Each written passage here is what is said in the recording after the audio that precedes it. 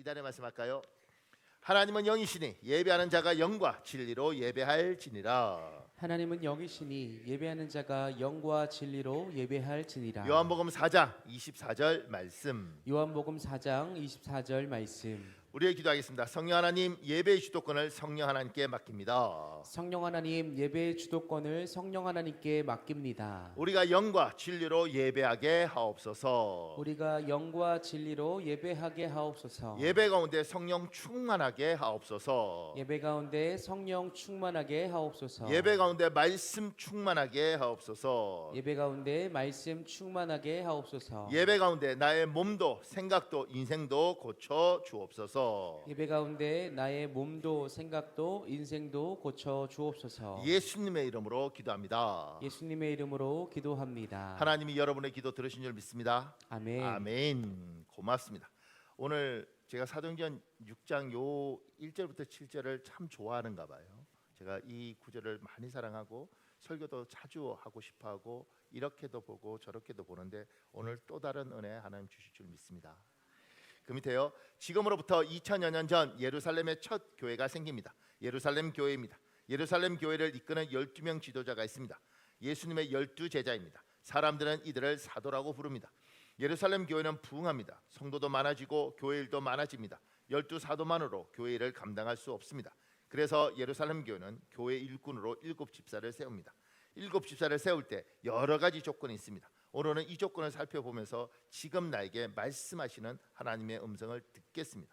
오늘도 말씀 중에 하나님이 나에게 주시는 음성이 있기를 예수님 이름으로 축복합니다. 아멘. 그 밑에요. 너희 가운데 성령과 지혜가 충만하여 칭찬받는 사람 7을 택하라. 사도행전 6장 3절은 두 가지 의미로 해석할 수 있습니다. 헬라어 마르튀레오 때문입니다. 3절에 칭찬받는 헬라어 마르튀레오입니다. 이 단어는 법정에서 증언하는 것처럼 어떤 사실을 목격하거나 경험한 것을 증명하고 진술하는 것을 의미합니다. 그래서 뜻이 증언하다, 증명하다, 증거하다입니다. 영어의 순교자 마터가 이 단어에서 파생합니다. 순교자는 복음을 증명하다는 하다가 생명을 잃다는 뜻입니다. 헬라어 마르튀레오를 어떤 성경은 평판이 좋은, 신망이 있고로 해석합니다. 어떤 성경은 인정받은, 알려진으로 해석합니다. 요게 헬라어 요 마르튀레오 요것이 좀 이렇게 어떻게 해석을 해야 될까 하는 고민을 하게 하는 겁니다. 여러분, 이렇게 우리가 신약 성경은 그리스어, 고전 그리스는 철학 그리스가 있고 일반 시장 그리스가 있어요. 그걸 시장 그리스를 코이네 헬라라고 그러는데 그건 이제 그 아리스토텔레스나 소크라테스가 했던 철학을 하는 헬라하고 좀 달라요. 서민들이 쓰던 코이네 헬라어라는 가지고 성경은 기록되어 있고 이 고전 그리스어를 번역을 할 때 이제 이게 언어를 번역한다는 게 굉장히 어렵습니다. 이 생각해 보십시오. 어떤 영어 단어가 있을 때 old lady 뭐 이런 단어가 있다면 이걸 노파로 번역할 수도 있고 노부인으로 번역할 수도 있고 할머니, 할머님, 할마씨 뭐 이렇게 번역할 수 있습니다. 이게 느낌이 굉장히 다릅니다. 그런데 이제 문장 구조도 달라요. 우리한테 없는 게 있어요. 특히 이제 히브리어 같은 경우는 거꾸로 쓰거든요. 이렇게 굉장히 특이합니다. 그리고 히브리어 같은 경우는 모음도 없어요. 글자는 자음만 있다고요. 그러니까 헬라어는 또 문법이 굉장히 어렵습니다. 동사 종류만 7가지 뭐 이렇게. 그러니까 이걸 번역하는 게 굉장히 어렵습니다. 그래서 이제 침례교, 그러니까 침례교는 원래 목회자가 미국에서는 침례교가 큰데 목회자를 따로 키우는 게 아니고 원래 침례교는 성도들 중에 은혜 받은 사람이 설교를 하는 겁니다. 그래서 목사 개념이 아니고 목회자 개념인 거예요. 성도들 중에 은혜 받은 사람. 그래서 옛날 소설 중에 큰바위 얼굴의 주인공 어니스트라는 사람인데 그 사람이 나중에 설교하거든요. 공부한 사람이 아니에요. 근데 설교하는 이유가 뭐냐? 은혜 받은 사람이 설교하는 거예요. 여기 침례교예요. 그런데 이제 장로교는 어떤 거냐면 장로교는 반드시 목회자는 신학 수업을 마친 사람을 하도록 합니다. 그 신학 수업을 마치기 전에는 원래는 설교를 안 시켜요. 전도사들은 원래 설교하면 안 된단 말이에요. 그 다음에 신학을 대학원 3년 과정을 마치면 그때 시험을 치게 하고 시험에 합격하면 강도권이라고 해서 강도사라는 제도가 있습니다. 잘 모르는 사람은 옛날에 강도사님 이럴 때 도둑놈처럼 보는데 그거 아닙니다. 강도가 이제 강의하는 건데 도를 강의하는 사람 이 뜻이에요. 그러니까 그렇게 설교는 그 이유가 뭐냐면 이렇게 번역하는 것들이 어려운 작업이 있고 이걸 어떻게 해석해야 되는 것을 훈련을 받아야지만 설교할 수 있는 권한이 있으니 그때부터 대학원 졸업하고 시험 친 사람에게만 설교를 해라. 그래야 오류가 없다. 실수를 해도 큰 실수를 하지 않는다 이렇게 되는 거예요. 그래서 이게 이제 장로교의 특징인 거죠. 그런데 지금 이제 오늘 본문 같은 경우도 그렇기 때문에 이걸 이제 잘 봐야 되는 거죠. 목사님 이게 뭐 이렇게도 해석하고 저렇게도 해서 성경이 맞아요? 아니 맞습니다. 근데 요렇게 요 언어가 다르니까 요걸 문법적으로 요걸 번역할 때 요렇게도 번역하고 요렇게도 번역할 수 있다는 거예요. 보세요. 사도행전 6장 3절 새 한글 성경은 이렇게 되어 있습니다. 여러분 읽어볼래요? 시작. 그러니 한번 찾아보세요. 형제자매 여러분, 너는 가운데서 형편이 좋은 사람 7명을요. 성령과 지혜가 가득한 사람으로요. 우리가 그 사람들을 세워 이 일을 맡아보게 하겠습니다. 표준 세번역은 이렇게 되어 있습니다. 여러분 읽어볼래요? 시작. 그러니 형제자매 여러분, 신망이 있고 성령과 지혜가 충만한 사람 7을 여러분 가운데서 뽑으십시오. 그러면 그들에게 이 일을 맡기고. 근데 사도행전 6장 3절 쉬운 성경은 이렇게 되어 있습니다. 여러분 읽어보세요. 시작. 그러니 형제 여러분, 여러분들 중에서 성령과 지혜가 충만하다고 인정받은 사람 7명을 뽑으십시오. 그 사람들에게 이 일을 맡기고. 그다음 우리말 성경도 있습니다. 여러분 읽어볼래요? 시작. 형제들이여, 여러분 가운데 성령과 지혜가 충만하다고 알려진 사람 7명을 뽑으십시오. 그러면 이 임무는 그들에게 맡기고. 그러니까 지금 요 마르튀레오를 평판이 좋은 또는 신망이 있는 이렇게 앞에서 해석할 수도 있고 뒤로 인정받는 또는 알려진 이렇게 뒤에서 해석할 수도 있는 겁니다. 제가 오늘 놀라는 게 1부도 막 이렇게 설명하니까 막 굉장히 집중을 하는 거예요. 2부도 지금 그러는데 나는 지금까지 여러분한테 설교할 때 어려운 단어 다 빼고 어떻게든 쉽게 설교하려고 노력을 했는데 갑자기 여러분이 이렇게 학구적으로 변하니까 내가 놀란 거죠. 이걸 원했나? 그동안 내가 너무 쉽게 갔나? 뭐 이렇게 어렵게 가면 좋습니다. 자, 보세요. 4번에요. 사도행전 6장 3절을 어떻게 해석하느냐에 따라 예루살렘 교회에서 7집사를 선택하는 기준이 2가지. 성령과 지혜로 해석하기도 하고 3가지. 성령과 지혜 좋은 평판이에요. 평판으로 해석하기도 합니다. 7집사의 선택 기준을 2가지로 해석하든 3가지로 해석하든 큰 의미의 차이는 없습니다. 오늘은 성령과 지혜 2가지로 해석하겠습니다. 요게 2가지로 해석하든 3가지로 해석하든 큰 차이가 없는 게 뭐냐면 성령과 지혜가 충만하면 좋은 평판을 듣겠죠. 사람들한테 좋은 소리로 인정받겠죠. 그러니까 요렇게 해석해도 요게 들어갈 것이고 그걸 구분해서 해석을 해도 성령이 충만하고 지혜가 충만하고 좋은 평판을 듣는 사람 요렇게 해석을 해도 큰 차이는 없을 것이다 이렇게 이야기를 하는 거예요. 근데 지금은 이제 어떻게 해석하겠냐면 성령과 지혜가 충만한 사람 7을 이렇게 본문을 해석을 하고 싶은 거예요. 그렇게 해석을 하는 것이 오늘 본문을 위해서는 좋겠다. 왜냐하면 스데반이라는 사람을 해석할 때 거기는 성령과 지혜가 충만한 게 아니고 믿음과 성령이 충만한 이렇게 나오거든요. 그러니까 요 2가지를 비교하면서 이야기하려고 그러는 거예요. 염려하지 마. 제가 쉽게 설명할 테니까 걱정하지 마십시오. 근데 요 한 가지 여러분 이제 구분해야 될 게 지금 성령과 지혜가 충만한 또는 성령과 지혜와 좋은 평판으로 충만한 요렇게 해석하든지 간에 분명한 건 오늘 이제 성령과 지혜 요렇게 해석하겠지만 좋은 평판이라는 부분에서 여러분이 한 가지 기억해야 될 게 있습니다. 여러분과 저는 이 땅에 삽니다. 그리고 하나님은 자기 백성을 축복하기를 원하십니다. 아멘. 믿으십시오. 뭐 하나님 여러분 축복 안 하기를 원하십니까? 하나님은 여러분 축복하기를 원하십니다. 아멘. 그렇죠. 여러분과 저는 이 땅에 살고 하나님은 우리에게 좋은 길을 주시고 복을 주시길 원하는데 문제가 있습니다. 그 문제가 있느냐 뭐냐면 하나님이 이 땅에서 복을 주시는데 사람들 세상에 우리가 살지 않습니까? 사람들의 세상에 살기 때문에 여러분이 다른 사람들하고 사이가 안 좋고 평판이 안 좋고 문제가 많으면 하나님이 길을 여실 때 하나님 열겠다면 여시죠. 그런데 하나님이 길을 열어 가실 때 방해물들이 많습니다. 그래서 복을 받아도 참 힘들게 받고 때로 하나님 복을 주시겠다 그래도 그 복을 놓칠 수도 있습니다. 보세요. 제가 언젠가 이제 뭐 기독교 대학교에서는 이제 기독교 대학은 채플이라는 게 있습니다. 그 채플이 있는데 그 채플이 몇 년 전이니까 채플에 이제 제가 설교를 하러 가게 된 거예요. 근데 이제 거기는 이제 이렇게 기독교 이렇게 이렇게 일반 대학이니까 대학에 한 600명 정도가 예배를 드리는데 제가 이제 설교를 가는 거예요. 근데 갈 때는 몰랐어요. 가서 이제 뭐 처음 본 사람들이니까 인사하고 뭐 그리고 대화하고 목사님 모르고 이렇게 해서 했어요. 근데 나중에 그 뒷배경을 들은 거죠. 그러니까 이제 제가 뭐 몇 년 전에는 전혀 또 더 바깥에 활동 안 하고 교회만 있으니까 사람들이 잘 모르는 거죠.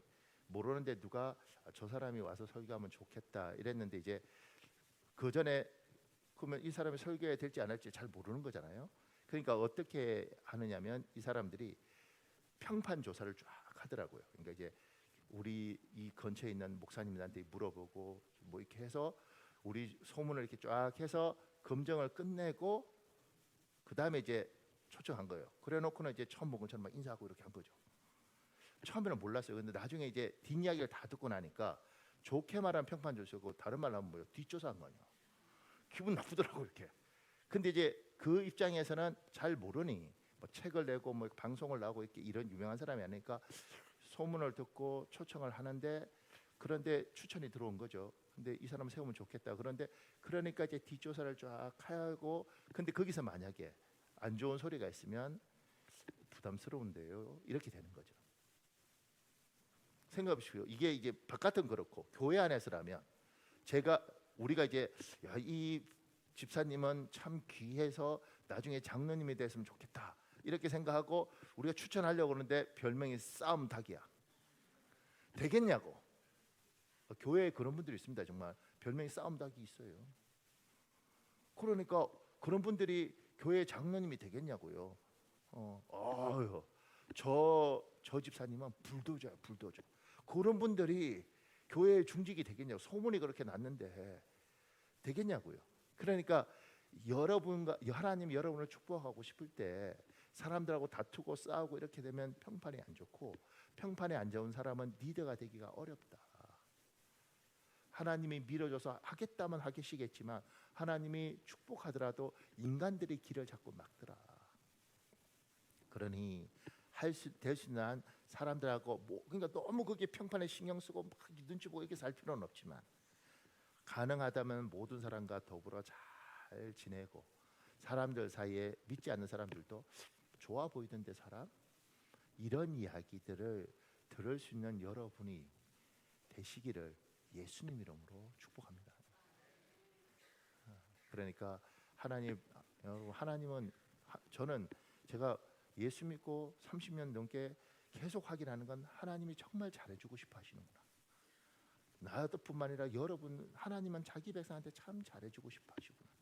그런데 우리가 사고를 너무 많이 쳐놓고 하나님 우리에게 복줄 길들을 우리가 막아놓은 게 너무 많구나. 그런 생각을 참 많이 합니다. 자, 그 밑에요. 예루살렘 교회 7 집사의 조건. 성령 충만, 지혜 충만입니다. 그 밑에요. 성령과 지혜가 충만하다고 교인들에게 인정받은 사람입니다. 우리 사도행전 6장 3절 쉬운 성경이 있습니다. 여러분 읽어볼래요? 시작. 여러분들 중에서 성령과 지혜가 충만하다고 인정받은 사람 7명을 뽑으십시오. 그 밑에요. 본인은 나는 성령이 충만하다, 나는 지혜가 충만하다고 주장하는 것이 아닙니다. 많은 사람이 저 사람은 성령 충만하네, 지혜가 충만하네라고 인정하는 것입니다. 자타가 아니에요. 공적으로 자기 혼자 주장한다는 게 아니에요. 타인들이 주장해 주는 거죠. 저 사람은 지혜가 충만해, 저 사람은 성령이 충만해. 그 밑에요. 교회 교인들에게 인정받는 것은 참 어려운 일입니다. 그 이유는 많은 사람에게 인정받아야 하기 때문입니다. 기호도 다르고 성격도 다르고 생각도 다른 사람이 많이 모인 곳에서 인정받는 것 정말 어려운 일입니다. 그래서 교회의 장로님, 권사님, 안수집사님 등 선출직 직분자는 존중받는 것이 당연합니다. 여러분 이렇게 교회는 사람이 1대1로는 이렇게 어떻게 뭐 칭찬 들을 수 있지만 교회는 여기 사람도 만나야 되고 여기도 걸리고 여기도 걸리잖아요. 사람이 많으면 굉장히 많은 사람들한테 걸린다고요. 그래서 내가 주일학교에 있든 아니면 무슨 식당 봉사를 하든 주차 봉사든 이게 다 걸려 있어서 두루 좋은 소리를 듣기는 쉽지 않습니다. 그래서 며느리를 얻을 때, 사위를 얻을 때, 교회에서 많은 사람들 때 참 쟤 괜찮아요 이렇게 하면 웬만하면 괜찮습니다. 왜냐하면 너무 많은 사람들이 보고 있고 너무 많은 사람이 있기 때문에 3년 5년 가면 자기 걔가 어떤 애인지 이렇게 뽀록탄하는 거예요. 그래서 교회 안에서 좋은 소리 듣기는 쉽지 않습니다. 그 밑에요 보세요, 이런 글이 있습니다. 최근 장로 선거를 했는데 후보 10명 중 7명이 장로에 채택됐다고 합니다. 2008년부터 지난해까지 8년간 장로 임직을 받은 사람이 16명으로 한 해 2명꼴에 불과했다는 점을 감안하면 올해는 그야말로 장로 풍년인 셈입니다. 수만 교회에서 장로가 되는 건 사실 매우 까다롭습니다. 수만 교회에서 장로 되는 게 국회의원 되는 것보다 어렵다는 말까지 나올 정도였으니까요. 1992년 국회의원에 당선됐던 이명박 전 대통령도 1994년 수만교회 장로 선거에선 떨어졌습니다. 장로는 봉사와 구제 활동뿐 아니라 교회 내 영적 상태를 돌보거나 신방 전도 활동에도 적극 참여해야 합니다. 수만교회는 이런 막중한 책임이 따르는 장로 직분을 쉽게 주지 않았던 것이죠.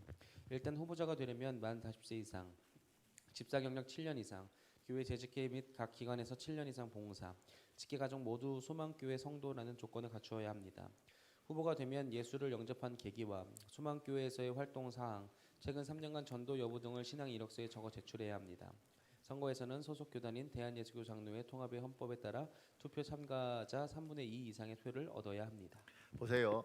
교회에서 인정을 받으면 이제 뭐 장로, 권사, 안수집사 이런 사람들이 되잖아요. 그리고 될 때는 투표를 해서 3분의 2가 돼야죠. 근데 이거 진짜 어렵습니다. 우리 교회만 다니는 사람은 잘 모르는데 진짜 어렵습니다. 제 모교회는요. 몇 년도죠? 그때 안수집사 10명이 이제 장로 후보로 왔죠. 정확히 말하면 한 13명쯤 됐던 것 같아요. 그런데 투표를 했는데 교인들 놀랍습니다. 집사님, 장로님 될 거예요. 할렐루야, 파이팅! 그리고 엑셀. 왜 그러면 인사를 안 해? 뭐 이렇게 막 이렇게. 그래서요. 그 13명인가 하여튼 그때 12명인가 올라갔는데 다 떨어지고 투표에서 한 명 돼, 한 명. 저는요. 그날을 잊지 못합니다. 왜냐면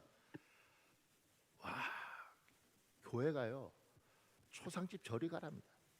그러니까 떨어진 안수집사는 안 웁니다. 부르르 떨고 있습니다. 분노에. 옆에서 딸 울죠. 옆에 부인 울죠. 뭐 하여튼간 그 열 몇 명이 그냥 저요. 우리 교회는 제가 안 떨어뜨려야겠다고 생각한 게 뭐냐면 나는 그날 트라우마가 지금도 있습니다.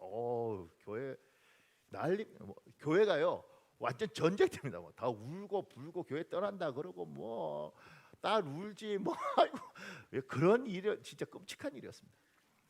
근데 우리 목사님 대단하더라고요. 제 모교회 목사님 그 자리에서 막 바로 재투표하더라고요. 목사님 그죠? 여러분 이게 장로가 한 명이 돼서 되겠습니까? 여러분 놀랍더라고요. 그래요 목사님, 우리 목사님 얼마나 힘들까. 그리고 X 이렇게 하고 그다음에 또 올라서 와 내가요 그날 정말 많이 놀랐습니다. 교인들이요 이게 안 찍어주는 거예요. 지금 이 이명박 대통령 이야기도 뭐냐면 이명박 대통령이 1979년인가 이 소망교회가 1000평인가 뭐 그 압구정 강남 그때 땅을 샀잖아요. 사고 그리고 거기에 교회를 지을 돈이 없는 거예요. 그러니까 현대건설 사장이었던 그 이명박 대통령이 돈을 나중에 받기로 하고 교회를 소망교회 건물을 지었어요. 그러니까 자기 입장에서는 교회 지어준 사람 아니에요. 그런데 그리고 그때 이제 이분 나왔을 때 뭐죠? 국회의원 하고 그다음에 신화는 없다 책 쓰고 드라마 주인공 하고 막 엄청날 때예요. 그러면 남대로 자기도 그렇게 생각했죠. 다 될 거라고 생각해요. 교인들이 X 이렇게 잘난 체한다고 재수 없다고. 그래서 이분도 대단한 거죠. 그래서 이분이 한 게 뭐냐면 아침 6시 반 일부 예배를 드리고 주차 봉사를 3년 6개월 한 거예요. 국회의원 하면서. 엄청 그 사람들 바쁘잖아요. 주일마다. 그리고 비 올 때 우비 쓰고 그 이야기 하더라고. 우비 쓰고 막 주차방 돌고 이러십시오 이렇게. 그러니까 3년 반 하니까 아유 사람 됐네니까 이렇게 뽑아준 거예요. 그렇게 되는 겁니다. 그러니까 이게 교회에서 성령과 지혜가 충만해서 사람들이 인정해서 이렇게 교회의 중직으로 해주는 것 자체는 엄청난 거라고요. 그리고 그러기 때문에 존중받아야 되죠. 근데 제가 말씀을 준비하면서는 그렇게 말씀이 이렇게 하나님 준비시키는 거라고 저는 생각을 해요. 이 본문을 응답받고 계속 기도하는데, 그랬으면 교회 이렇게 중직으로 성령과 지혜가 충만하다고 생각해서 교회에 중직으로 했으면 이거 까먹지 말아라. 까먹지 말아라. 이 존중받는 것 지켜라. 여러분, 우리 믿음은 눈에 안 보여서 그렇지 믿음은 고정되어 있지 않습니다. 믿음은요 흔들리는 사람도 많습니다. 믿음은 자라가는 사람도 있고요, 쪼그라드는 사람도 있습니다. 믿음은 강하고 커지는 사람도 있고요, 믿음은 진짜 흔들리다 못해서 작아진 사람도 있습니다. 그래서 옛날에 야, 저 사람 믿음 좋았는데 왜 지금 저래? 이런 사람도 많습니다. 오, 믿음이 자랐네 이런 사람도 많습니다. 하나님께서 성령과 지혜를 충만하게 부었다고 생각해서 중직이 되고 교회의 중심이 되고 하나님이 인정하고 성도들이 뽑아줬으면 이걸 자라가야지. 성령도 더 충만해지고 지혜도 더 충만해져야지. 성령도 까먹고, 성령 소멸하지 말라 그러잖아요. 고정되어 있는 게 성령도 까먹고 지혜도 잃어버리고 그렇게 되는 순간 참 초라해진다.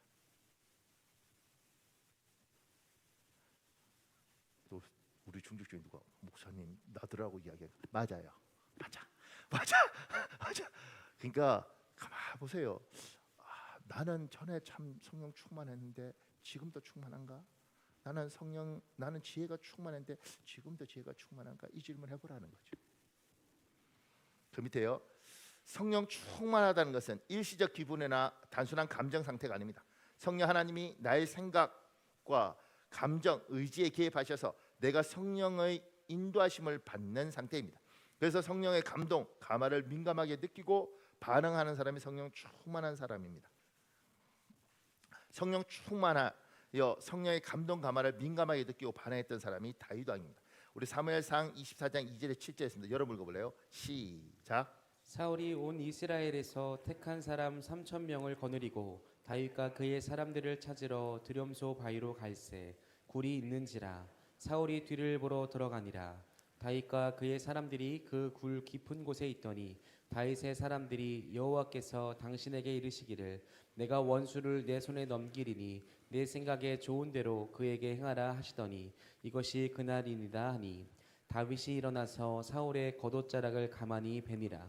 사울의 옷자락 뱀으로 말미암아 다윗의 마음이 찔려 자기 사람들에게 이르되 내가 손을 들어 여호와의 기름 부음을 받은 내 주를 치는 것은 여호와께서 금하시는 것이니 다윗이 이 말로 자기 사람들을 금하여 사울을 해하지 못하게 하니라. 보세요. 이스라엘에 사울 왕이라는 사람이 있습니다. 근데 이 참 예쁘지 않아요? 그래서 하나님이 얘는 안 되겠다. 내가 다윗을 왕 삼아야지. 그리고 다윗을 왕 삼아 줄 걸 약속했어요. 이렇게 약속했는데 이걸 알고 사울 왕이 다윗을 죽이려고 계속 쫓아다니죠. 다윗이 도망다닙니다. 그러다가 기회가 왔습니다. 사울 왕을 죽일 수 있는 기회가 온 거죠. 어차피 하나님이 왕 약속했고 이건 쫓겨날 걸 약속했는데 이 사람이 자꾸 나를 죽이려고 그러니 기회가 왔지 않습니까? 죽이면 내가 어차피 왕 하나님 약속했는데 그렇게 죽일 수 있는데 죽일 수 있는 기회에 옷자락을 잘 배워보니까 지금 오늘 본문에 어떻게 돼 있냐면 5절 하반절에 다윗의 마음이 찔려 이 찔리는 게 있는 거예요. 그러면서 6절에 내가 손을 들어 여호와의 기름 부음 받은 내 주를 치는 것을 여호와께서 금하시는 것이니 다윗의 마음에 성령께서 감동을 주는 거죠. 찌르는 겁니다. 야 그거 아니야. 이 죽이는 거 아니야. 그러니까 이건 아니구나 이렇게 하는 거예요. 그래서 부하들한테 죽이는 거 아니야. 그리고 다윗의 인생이 풀렸냐? 아니요. 사울 왕한테 더 쫓겨다니죠. 성령 충만하던 게 누가 막 이렇게 뛰고 막 기도하고 막 이렇게 하면 충만한 줄 아는데 그건 현상이고 본질은 하나님의 성령께서 우리에게 이렇게 자기의 생각, 하나님의 것들을 이야기하고 있고 그걸 받아내는 것들이 충만한 거예요. 저는 이런 경험이 있습니다. 제가 청년 때, 청년은 좀 부정적이잖아요. 좀 삐딱하고. 제가 은혜를 많이 받았는데도 부정적이었어요. 특히 교회 조직에 대해서. 그래서 어느 날 제가 그때 이제 한 달에 용돈이 한 30만 원쯤 됐는데, 근데 어느 날 이제 11조를 믿음이 생기니까 11조를 뗄까요? 뗐는데 교회 내가 이 교회 갖다 줬으면 뭐하나 이런 생각이 드는 거예요. 갑자기 왠지 뭐좀 이렇게 뭐 못 믿을 것 같아 조직을. 그래서 제 마음에는 그런 것보다는 좋은 데 쓰자 이렇게 해서 3만 원을 봉투에 넣어서 이걸 어떻게 할까. 그리고 가난한 사람 도와줘야겠다고 이렇게 나갔죠. 동네를 대학생 때였는데 동네를 나갔는데 할머니가 리아카를 끌고 박스 이렇게 넣고 리아카를 끌고 가는 거예요. 아, 저 할머니 도와줘야겠다. 처음 보는 사람이에요. 그 할머니한테 이 3만 원 돈 봉투를 그때는 크죠. 뭐 1990년 뭐 이때니까. 근데 턱 넣어줬어요. 그러면 넣어주면 내가 지금 약한 사람 도왔잖아요. 기분이 좋아야 되는데 탁 내주는 순간 지금 다윗처럼 마음에 굉장히 불편한 마음이 드는 거예요. 기쁜 게 아니라 납덩이가 툭 떨어지듯이 굉장히 힘든 거예요. 그러면서 돌아올 때 제 마음에 넣고 타고 오는데 막 불편한데 제 마음에 지금 다윗이 하나님의 기름 부은 자를 치는 것이 하나 원치 않는다 이런 것처럼 제 마음에 뭐냐면 얘야 구제는 네 돈으로 해라. 그때 착하구나 애썼다 이게 아니고 얘야 구제는 네 돈으로 해라. 이게 탁 오고 나니까 그 다음부터는 정리가 이렇게 되는 거죠. 이렇게 11조는 11조, 구제는 구조. 근데 두 배로 들잖아. 힘들잖아. 근데 하여튼간 정리했습니다. 그래서 우리 노회에 있는 어떤 목사님 중에 한 분이 굉장히 똑똑한 사람인 거예요. 그 사람이 저한테 이제 목사님 그러면서 막 11조 이야기하고 이러면서 구약에는 있고 신약에는 없고 막 이야기하더라고. 그래서 쭉 듣고 이 사람 이야기 들으니까 맞아. 그래. 안 하는 게 맞겠다. 11조가 없는 것 같아. 그 사람 이야기 들으니까. 근데 저는 하나님이 구제는 네 돈으로 하고 이건 이렇게 하고 이걸 하나님의 감동으로 배웠잖아요. 그러니까 이분하고 이런 이야기 하면 또 목사님 생각보다 이상한 사람이네 이럴까 봐. 내가 다 듣고 그래요. 목사님 말이 논리적으로는 맞는 것 같네요. 이러고 나 말았어요. 더 이상 이야기 안 하고. 근데 저는 하나님 앞에 이렇게 훈련을 받으니 그 다음부터는 그 마음을 가지고 있는 거죠. 여러분과 제가 이 땅을 살아가면서 성령에 민감하다는 것은 하나님께서 주시는 이 마음이 있습니다.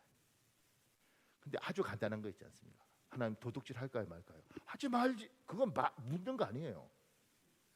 하나님 저 여자가 좋은데 바람을 필까요 말까요? 그런 건 성경이 그런 거 이야기해. 그건 감동이 필요 없지. 하지 말라 그러잖아 하나님. 그런데 그거 말고 때로는 우리 인생에서 혼미하고 헷갈릴 때가 있죠. 이게 이건가 이게 이건가. 그런데 하나님 앞에 계속 여쭤보고 그리고 하나님 뜻이 무엇인지 묻고 그런데 어느 순간인가 하나님이 우리에게 주시는 마음들이 있는 거예요. 성령께서 딱 치는 게 있습니다.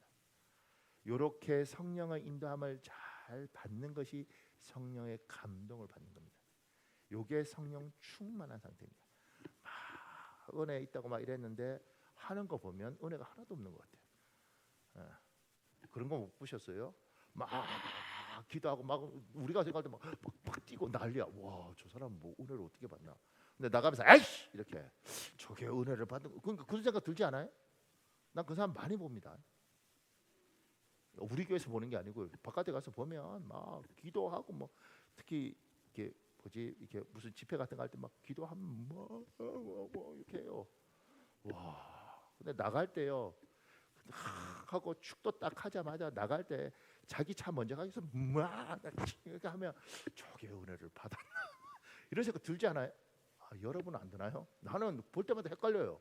그럼 저게 뭐지? 이렇게 성령이 충만한 상태는 현상이 아니고 하나님 뜻을 정확히 하는 겁니다.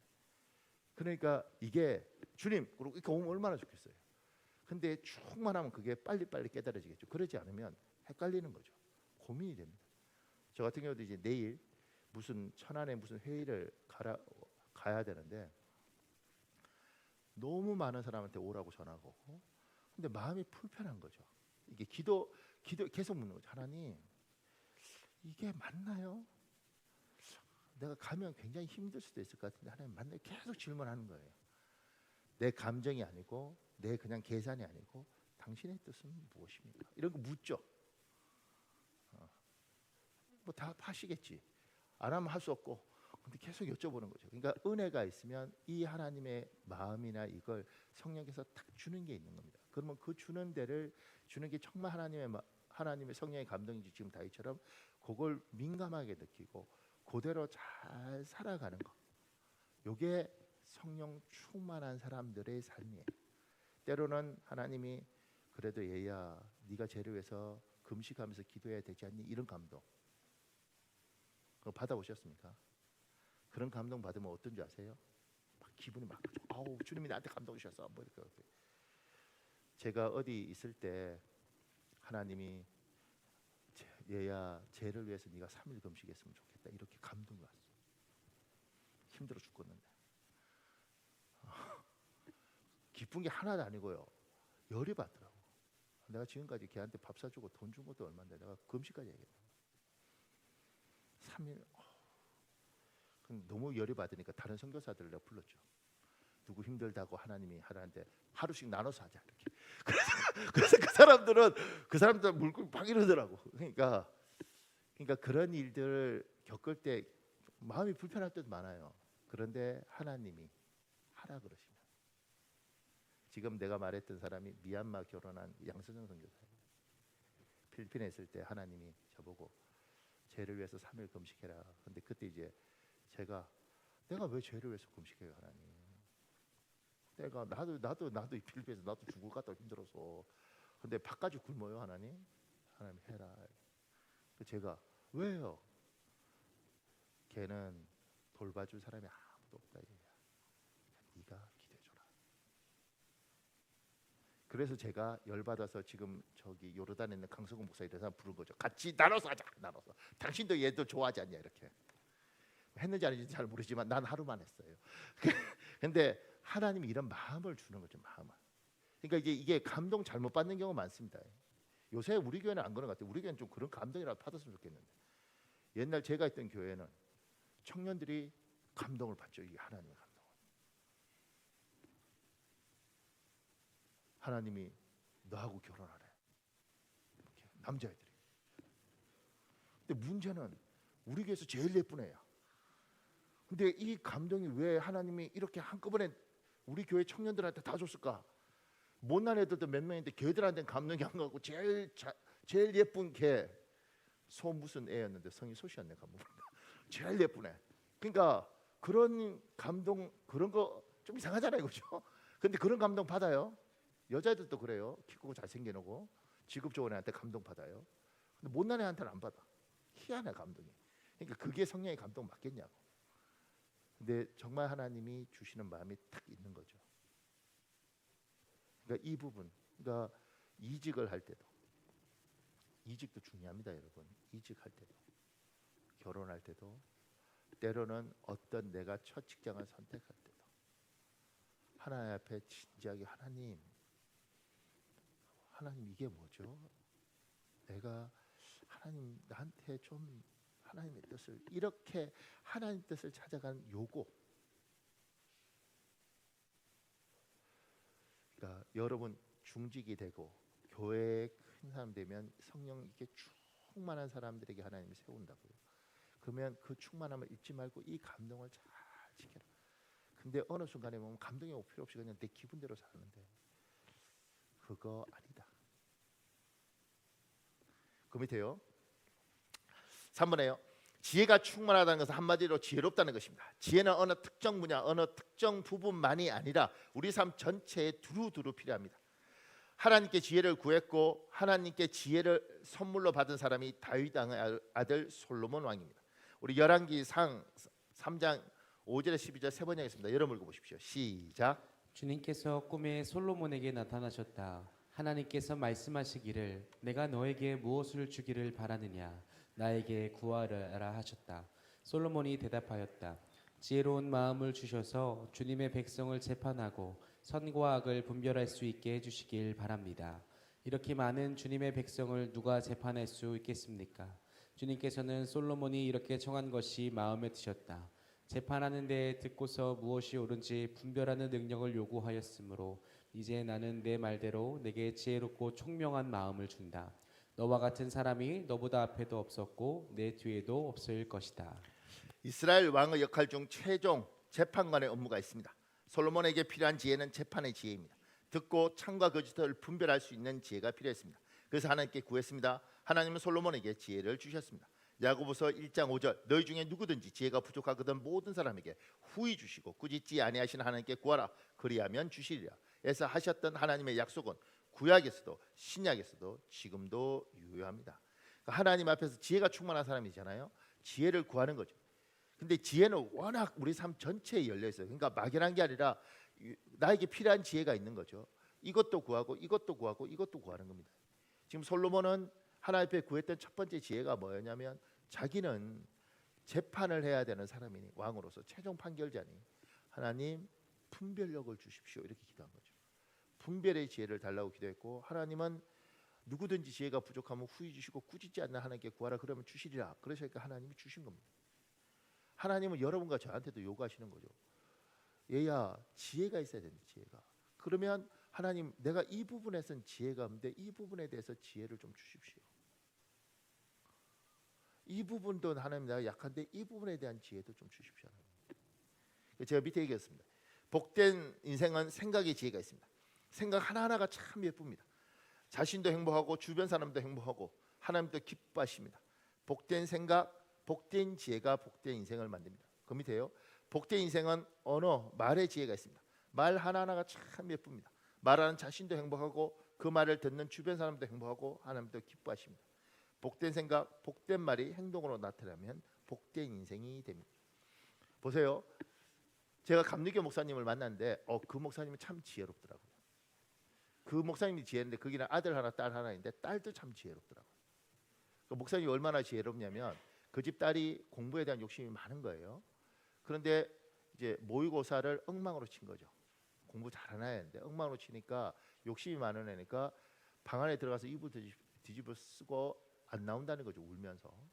엄마가 이제 죽이니 살리니 뭐 이렇게 했는데 사모님이 지혜가 부족한 거죠. 죽이니 살리는데 애가 이불 뒤집어 울고 계속 그러니까 목사님한테 전화하는 거죠. 목사님 쟤 저러다 죽겠다고 내가 막 욕도 하고 야단도 쳤는데 애가 안 나온다고.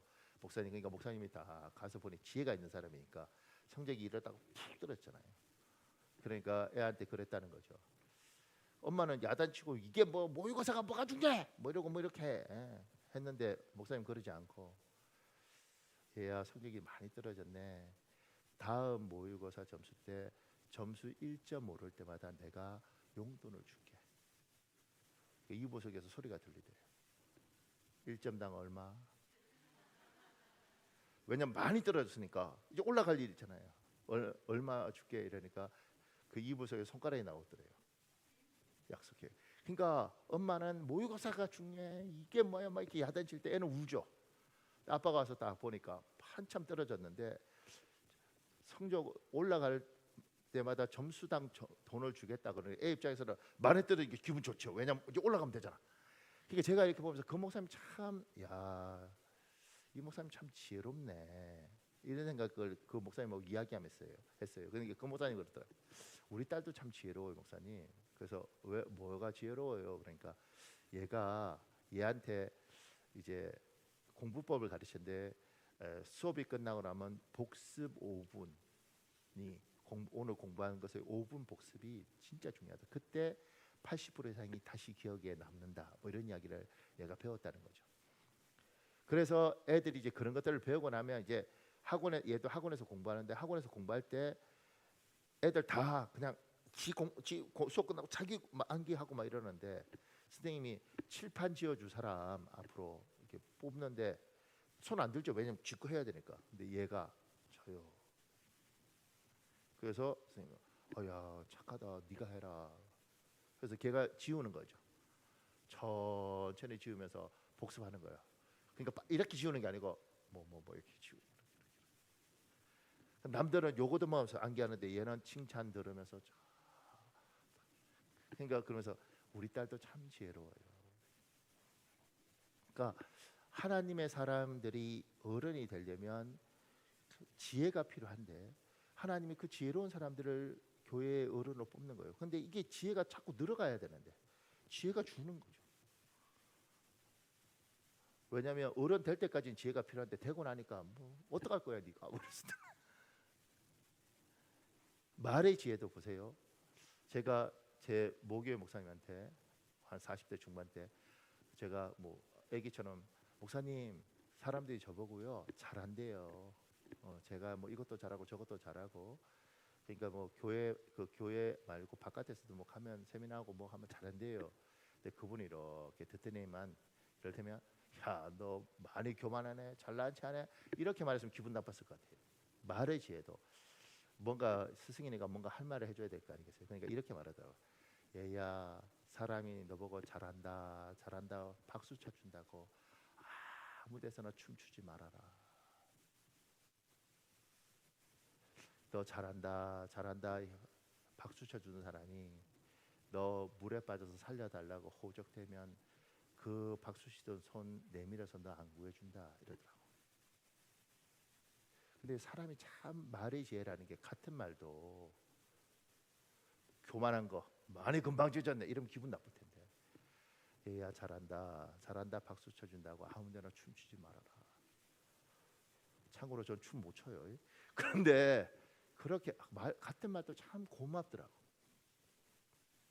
그리고 이제 제가 청년 때 이분이 통하는 거 봤어요. 그 교회에 어떤 분이 이렇게 막 했는데 그 장로님 그때 이제 안수 집사님이었죠. 근데 그 어른이 이제 장로가 없었으니까 그때 막 해서 목사님한테 뭐라 그러니까 목사님이 그렇게 하면 다들 기분 나쁘고 속상하죠. 이렇게 말을 할 수 있었을 텐데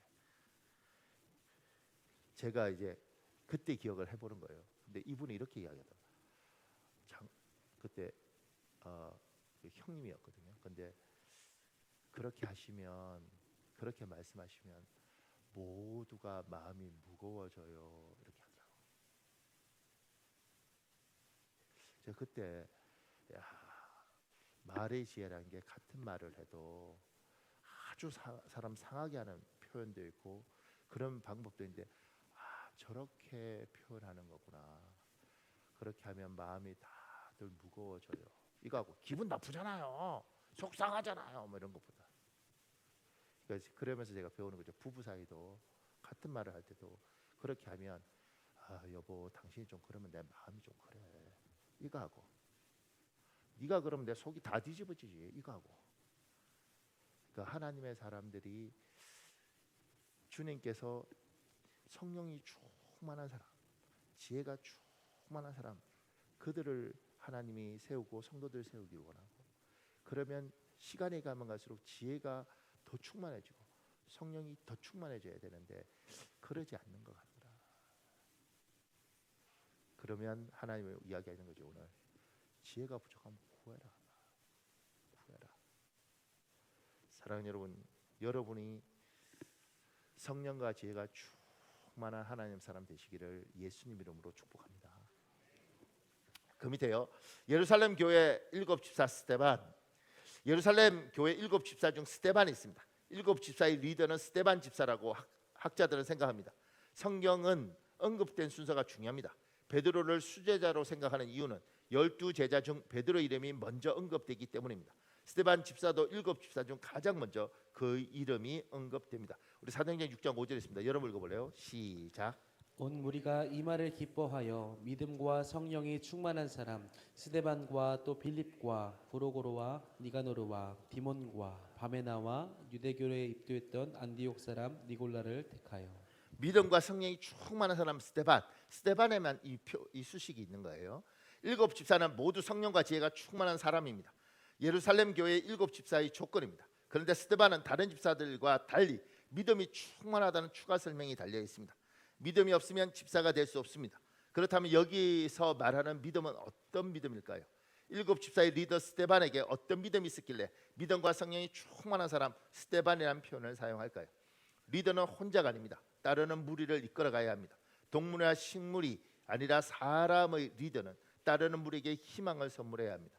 사람은 희망이 사라진 상태에서 살 수 없도록 창조된 존재입니다. 우리 히브리서 11장 6절인데 여러분 읽어볼래요? 시작. 믿음이 없이는 그분이 기뻐하시는 이가 될 수 없습니다. 하나님께 나아가는 사람은 두 가지를 믿어야 합니다. 첫째, 하나님이 계시다는 것. 둘째, 하나님을 찾으면 하나님께 상을 받는다는 것. 보세요, 여러분. 스데반을 우리가 일곱 집사 중에 리더라고 생각하는 이유는 그 이름이 가장 먼저 나와 있는 거예요. 근데 그 이름이 가장 나와 있으면서 다른 집사들에게 없는 표현이 있는 거죠. 믿음이 충만함이 있는 거예요. 성령과 지혜가 다 충만한데 이들도 믿음이 있는데 이 사람에게 믿음이 충만해. 그럼 이 믿음은 무슨 믿음일까? 리더의 믿음은 리더는 추종자들이 있습니다. 따르는 사람들이 있습니다. 그러니까 리더가 되는 거 아니겠어요? 요 따르는 사람, 이거 팔로우라 그러는데 이 따르는 사람에게 리더가 줘야 될 게 있습니다. 사람이란 존재는 어떤 존재냐면 희망이 꺾이고 소망이 없으면 살기 싫어하는 존재가 인간입니다. 지금 이 한국교회 청년들이 참 불쌍한 건 소망이 없는 겁니다. 희망이, 왜냐면 이 나라가 안 될 것 같아. 이 나라에서 인생이 바뀔 거 없는 것 같아. 더 이상 옛날엔 개천에서 용도 났지만 이제 개천에서 용은 안 날 것 같아. 그러니까 다 우리나라 전 세계 10위라고 그러잖아요. 그런데 다들 불행한 거예요. 왜냐하면 희망이 없으니까 불행하고 소망이 없는 거예요. 내 인생은 그냥 이렇게 살다가 죽을 거라고 생각하니까 미래가 안 보이니까 힘든 거예요. 하나님은 인간에게 꿈과 소망을 먹고 살도록 하셨어요. 희망 있고 소망이 있으면 지금 힘들고 어려워도 사람들이 힘을 내고 용기를 내도록 되어 있습니다. 리더는 따르는 사람들에게 힘과 용기를 주는 겁니다. 그래서 주님은 항상 자기 백성에게 희망을 이야기하고 소망을 이야기해요. 그게 우리 하나님 능력이 많으니까 그냥 하는 게 아니고 약속을 지키신다고요. 지금 오늘도 하나님께 나아가는 자는 하나님이 계신 것, 우리 예수 믿어야죠. 하나님 계신 거 믿어야죠. 두 번째는 하나님이 자기를 찾는 그 사람, 믿는 그 사람들에게 상, 보상, 축복한다는 걸 믿어야 할지라고 히브리서는 이야기하는 겁니다. 얘야, 네가 날 믿니? 그러면 내가 있다는 걸 믿을 뿐만 아니라 내가 나를 찾는 네가 반드시 내가 축복할 걸 믿어라. 이 이야기를 히브리서는 이야기하는 거예요. 그러니까 지금은 소망을 자꾸 꺾잖아요. 희망을 자꾸 세상이 꺾고 교회 안에서도 꺾는 거예요. 쓸데없는 기도하지 말라 그러고 깨끗하게만 살라 그러고 천국에 가는 거지 이 땅은 소망 없다 그러고 그런 이야기들한테 속지 말라는 거죠. 우리는 천국도 중요하고 이 땅도 중요한 사람이고 우리는 천국의 선물도 중요하고 이 땅의 선물도 중요한 사람이라고요. 희망이 없이 그냥 이렇게 살다가 예수 믿고 이 땅에서 거지같이 이렇게 살다가 죽어서 천국 가면 되지 이렇게 속지 말라는 거지. 하나님 자기 백성에게 이야기하는 거죠. 얘야, 네가 이 땅에 태어났고 날 믿었고 쓰면 날 따라와서 살면 반드시 내가 너에게 긍휼과 인자를 베풀어 줄 것이고 죽어서 천국도 가게 할 것이고 이 땅에서 소망 있는 인생을 살게 하겠다고 하나님 그 이야기를 하는 거예요. 그 밑에요. 리더는 하나님의 약속을 믿어야 합니다. 리더는 이 믿음이 있어야 합니다. 다윗도 이런 믿음의 고백을 시편 23편에서 합니다. 우리 시편 23편 5절 세 번째 있습니다. 여러분 읽어볼래요? 시작. 주님께서는 내 원수들이 보는 앞에서 내게 잔치상을 차려주시고 내 머리에 기름 부으시어 나를 귀한 손님으로 맞아주시니 내 잔이 넘칩니다. 시편 23편 5절에 내게 잔치상을 차려주시고 해서 차려주시고라는 단어는 히브리어 시제가 칼, 동사 미완료형입니다. 미완료 시제는 지속적이고 반복적인 행동 또는 미래에 계속된 행동을 나타내는 데 사용됩니다. 이는 하나님 앞에서 계속해서 지속적으로 또는 반복적으로 잔치상을 준비하신다는 의미입니다. 히브리 시제는 동사는 7가지 형태가 있습니다. 그런데 칼 동사가 있는데 그 중에 미완료라는 건 뭐냐면 지금 해주시고 앞으로 또 계속 해주신다는 거예요. 하나님이 내 원수의 목전에서 상을 지금 차려주시고 앞으로 또 계속 차려주신다는 거예요. 하나님이 다윗에게 이런 이야기들을 하시는 것은 뭐냐면 우리에게는 소망이 없어서 살 수 없으니까 이야기하니까 얘야 소망을 내가 너한테 해주겠다니까. 세상은 없다고 이야기하지만 내가 하면 하잖냐 이걸 주는 거예요. 이게 리더가 해야 될 일이고 리더인 하나님이 하시는 것이고 여러분들도 목사님 제가 무슨 여러분이 결혼을 했고 가장이면 리더가 되는 겁니다. 아버지가 되면 리더가 되는 겁니다. 여러분 싫든 좋든 가족이 여러분을 보는 거고 자식이 여러분을 보는 겁니다. 가장 찌질한 아버지는 인간은 다 찌질하지만 가장 찌질하면 어떡하지 우리 다 죽었어 이렇게 말하는 것은 이건 직무유기고 이렇게 살면 안 되는 거예요. 가장이면 얘들아 힘들지만 힘들지만 하나님이 살아계시고 하나님 반드시 길을 여신다. 어려워도 버티고 어려워도 견뎌라 이렇게 말을 해야지 이게 아버지고 이게 가장이란 말입니다. 논리적으로 이 세상 희망 없죠. 이 대한민국 진짜 어렵죠. 앞으로 세상이 어디 갈지 모르잖아요. 트럼프가 대통령이 됐습니다. 미국의 주류 언론들이 트럼프가 대통령 안 되기 위해서 얼마나 많은 이야기를 했습니까? 안 되라고 안 되라고. 근데 미국을 전통한 사람은 다 트럼프가 된다고 그랬습니다. 그러니까 세상이 내가 원하는 거하고 달리 어디로 갈지 몰라요. 이 우리나라도 지금 어디로 갈지 모르지 않습니까? 다 불안하고 힘들죠.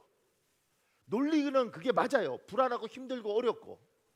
그런데 하나님이 이렇게 말해요. 내가 살아있다 얘야. 내가 이 세상의 주인이고 내가 이 땅의 주인이다. 내가 열면 열리고 내가 닫으면 닫히는 거예요. 이게 하나님이 말씀하셨습니다. 그리고 하나님 자기 백성한테 이야기하시는 거잖아요. 얘야 나를 찾는 자에게 내가 상 주겠다고 이야기하지 않냐. 구하라 그럼 내가 준다고 이야기했지 않냐. 지금 안 주더라도 반드시 내가 약속하면 이룬다고 이야기했잖아. 그러면 네가 가장이면 네 자식들한테 네 마누라한테 그렇게 이야기해야지. 네가 하나님의 사람이라고 이야기하면서 네가 늘 불안에 들고 이러다 우리 다 죽을지 모른다고 하면 네가 무슨 리더고 네가 무슨 가장이냐고. 참고로 내가 왜 이렇게 흥분한지 잘 모르겠어요. 그런데 하나님이 누군가에게 이야기하시는 거예요. 네가 가장이면 그렇게 찌질하게 살지 마라. 네가 예수 믿으면 그렇게 살지 말라고. 견디라고. 힘들어도 얘야 견뎌라. 힘들어도 얘야 버텨라. 우리 하나님 반드시 길 여실 것이다. 그렇게 버티라고.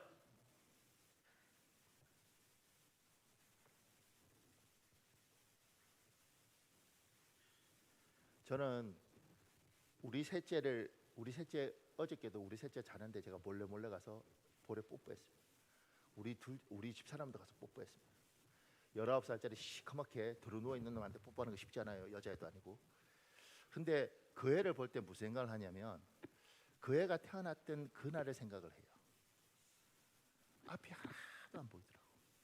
하나님이 가라 그래서 갔고 전세 빼서 가라 그래서 받고 나는 그냥 하나님 시키는 데 했는데 걔가 태어날 때는 걔가 태어났을 때는 우리는 태어나면 안 되는 거예요. 왜냐하면 이때 제 모교의 교인들이 속으로 그렇게 생각했을 것 같아요. 저 목사가 미쳤나? 지금 우리가 얼마나 힘들게 돈 대줘서 공부시키고 이렇게 하는데 셋째를 낳다니. 그리고 그 당시에는 애 셋 놓으면 짐승입니다. 그러니까 뭐 어떻게 해요? 생긴 걸. 그리고 애가 태어났는데 좋긴 한데 복잡하더라고. 하나님 나 이거 어디로 가는 겁니까? 이게 사람인 거죠. 목사고 믿음이 있어도. 근데 지금 돌아보면 얼마나 많이 울었겠습니까? 여러분들도 고생 많이 했지만 저도 많이 울었답니다. 전 지금도 안 했습니다. 그러니까 진짜 캘리포니아 그 따뜻한 날씨에 오렌지가 정말 맛있게 익어간다는데 그 오렌지 맛있게 익어갈 때 제가요 얼마나 거지같이 울었는지 모르겠어요. 인생이 너무 힘들고 어떻게 살아야 될지도 모르고 남들 볼 때 껍데기는 화려해 보이는데 뭐 죽을 것 같더라고. 근데 오직 방법 하나였습니다. 매일 가서 기도하는 거. 1시간씩 계속 하나님 앞에 기도하는 거. 근데요 그때 제가 배운 게 있습니다. 미국은 우리나라 지하철은 그냥 이렇게 막 가지 않습니다. 미국의 지하철은요 이거 노란색 파란색 LA는 갈 때마다 표 다시 끊어야 됩니다. 그때 제가 들었던 게 기도하러 가는 것도 돈이 필요하구나. 두 번째 두 정거장 되니까 지하철 그거 안 타고 걸어간 거죠.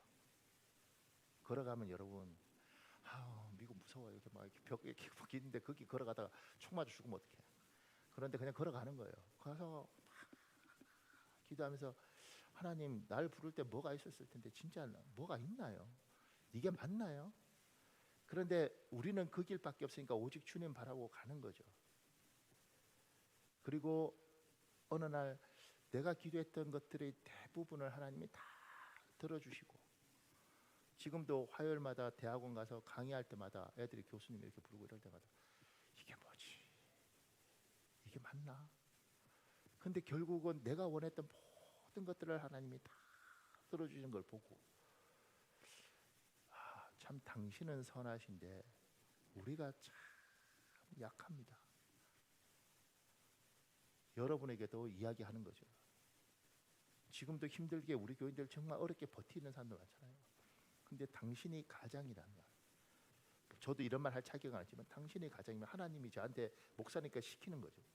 당신의 가장이고 리더라면 당신의 자식들은 당신을 바라보고 있고 당신의 마누라는 당신을 바라보고 있는데 당신이 그렇게 흔들리고 부드러움에 떨고 바들바들 떨면 미래가 있겠냐? 이게 직무유기다. 목사님, 저도 제가 그러죠. 태풍 앞에서 누가 두렵지 않겠습니까? 폭풍 앞에서 누가 두렵지 않겠습니까? 다 무섭지. 그러니까 하나님 앞에 나와서 울부짖어라, 기도해라. 하나님, 나에게 확신을 주십시오. 나에게 용기를 주십시오. 그래서 마누라가 때로는 어디로 가야 돼요? 이렇게 말을 하면 여보, 반드시 하나님이 길을 열 거다. 애들이 아빠, 우리 이러다 다 죽는 거야. 얘들아, 하나님이 반드시 길을 열 거다. 그렇게 말하는 가장이 되고, 남편이 없으면 여자가 가장으로서 그렇게 말하는 가장이 되어라. 그래야 산다. 여러분의 작은 모임의 리더를 할지라도 그래야 산다. 근데 리더가 되어서 나는 아버지고 뭐 그래도 나는 어떻게 어쩌다가 아버지가 나는 몰라요. 이러다 다 죽을 것 같아. 그러지 말아라. 그러지 말아라. 진짜 믿음이 있다면 그러지 말아라.